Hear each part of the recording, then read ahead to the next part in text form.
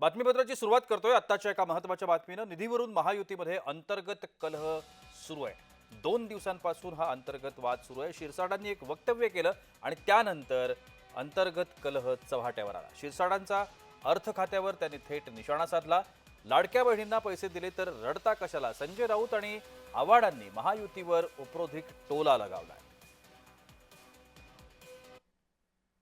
जर सामाजिक खात्याची जर आवश्यकता नसेल किंवा त्या खात्यामध्ये पैसे खर्च करायचे नसतील, ते खातं बंद केलं तरी चालेल। कशासाठी पाहिजे? सामाजिक न्याय खातं हे सर्व दलित वर्ग, पीडित वर्ग या सर्वांसाठी आहे ते खातं आहे आणि त्यालाच पहिलाच निधी अपुरा पडतोय आणि याच्यातून निधी वर्ग करता येत नाही हे मी वारंवार सांगतो, कारण की हे तुम्हाला बंधनकारक आहे। याच्यातून तुम्हाला निधी कट करता येत नाही, पण तरीही जर असा निर्णय होत असेल तर त्याची मला कल्पना नाही, परंतु निश्चितच मी या बाबतीमध्ये मुख्यमंत्री साहेबांशी चर्चा करेन।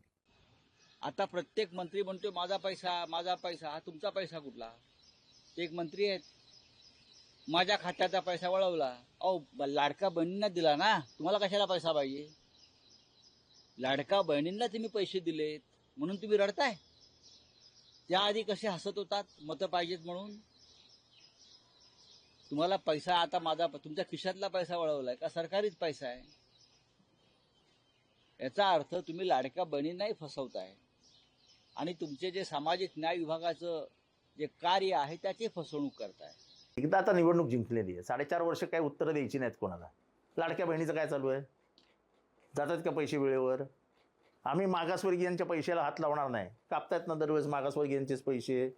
आत्ता सुद्धा काहीतरी 350 कोटी रुपये समाज विकासातनं कापले आणि आदिवासी योजनेत 400-500 कोटी रुपये काहीतरी कापलेत।